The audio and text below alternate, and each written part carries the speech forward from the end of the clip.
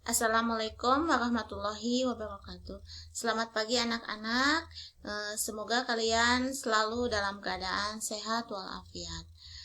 Hari ini pertemuan yang ketiga ya di mata pelajaran IPA.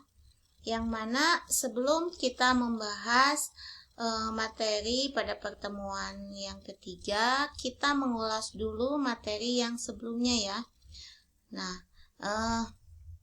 di sini Ibu akan menanyakan dulu materi yang sebelumnya, mengingat kembali.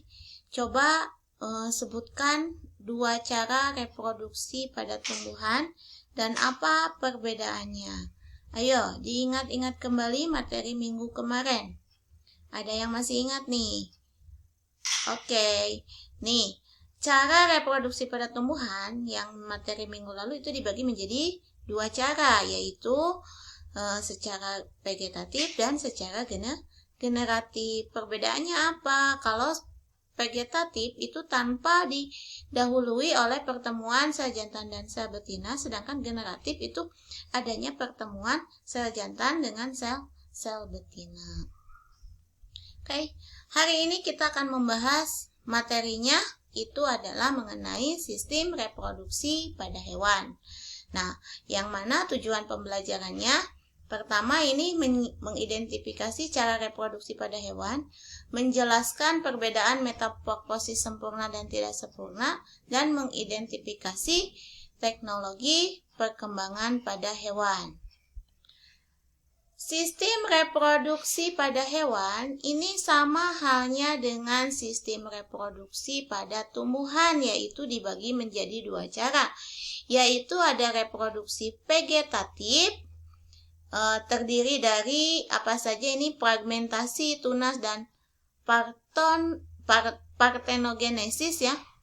Yang keduanya adalah reproduksi secara generatif atau seksual, yaitu contohnya dengan cara fertilisasi internal dan fertilisasi eksternal. Nah, reproduksi vegetatif atau reproduksi secara aseksual, di mana ini salah satu caranya. Pertama adalah dengan cara fragmentasi, yaitu cara reproduksi hewan di mana untuk menghasilkan individu baru ini terbentuk dari bagian tubuh yang terbagi-bagi. Contohnya adalah cacing planaria. Kalau cacing planaria ini adalah bila si cacingnya itu dipotong, mulai misalkan dibagi 3 bagian, maka itu potongan tersebut akan membentuk individu baru. Yang kedua itu adalah tunas, yaitu cara reproduksi hewan dengan cara membentuk tunas. Contohnya adalah ubur-ubur, hidra, dan obelia. Kemudian yang ketiga ini ada partenogenesis, yaitu peristiwa perkembangan sel kelamin betina menjadi individu baru tanpa terjadi fertilisasi, di mana individu baru ini adalah individu haploid yang tumbuh dari sel haploid. Contohnya apa? Yaitu kecoa dan lebah. Kemudian yang kedua yaitu dengan reproduksi generatif atau seksual. Nah, reproduksi generatif ini dibagi menjadi 2, ada pembuahan eksternal dan ada pembuahan internal. Kalau pembuahan eksternal ini terjadi apabila proses peleburan antara inti sel telur dan inti sel sperma ini terjadi di luar tubuh induk betina. Contohnya apa? Ini adalah ikan. Kalau pembuahan internal itu terjadi apabila proses peleburan antara inti sel telur dan inti sel sperma terjadi di dalam induk sperma. Contohnya ini sapi, ayam ya, kura-kura, banyak ya yang kalau pembuahan internal itu. Nah, lalu jenis-jenis hewan berdasarkan nih ya, jenis-jenis hewan berdasarkan perkembangan dan kelahiran embrionya, di mana hewan itu dibagi menjadi 3. Ada yang disebut dengan hewan vivipar. Ini adalah hewan yang melahirkan. Contohnya kucing, badak, anoa, paus, banteng. Kemudian ada ovipar, di mana ovipar ini bertelur. Contohnya ayam, elang, itik. Kemudian ada hewan ovovivipar. Kalau ovovivipar itu adalah bertelur dan melahirkan. Contohnya apa? Kadal dan sebagian jenis ular. Ini ya contoh-contohnya. Nah, metamorfosis. Metamorfosis ini merupakan suatu proses perkembangbiakan pada hewan yang melibatkan perubahan penampilan fisik atau struktur setelah kelahiran atau penetasan, di mana perubahan fisik itu terjadi akibat dari pertumbuhan sel dan diferensiasi sel yang secara radikal berbeda. Nah, pada hewan ini metamorfosis dibagi menjadi dua, yaitu metamorfosis sempurna dan metamorfosis tidak sempurna. Kalau metamorfosis sempurna itu contohnya pada kupu-kupu, nyamuk, katak, dan semut. Tapi kalau metamorfosis tidak sempurna itu contohnya adalah belalang, kecoa, ayam, jangkrik, dan rayap. Apa perbedaannya antara metamorfosis sempurna dan metamorfosis tidak sempurna? Yaitu perbedaannya adalah dari cara merubahnya ya, jadi merubah strukturnya. Kalau metamorfosis sempurna, misalkan ini ada telur dari kupu-kupu. Telur ini berubah menjadi larva. Kemudian setelah larva, ulat ya, ini larva, ini akan menjadi pupa atau kepompong nih. Dari kepompong ini akan tumbuh menjadi kupu-kupu dewasa. Nah, ini yang disebut dengan daur ini nih. Ini disebut dengan metamorfosis sempurna, di mana melalui telur, larva, pupa membentuk hewan dewasa, yaitu kupu-kupu dewasa ini.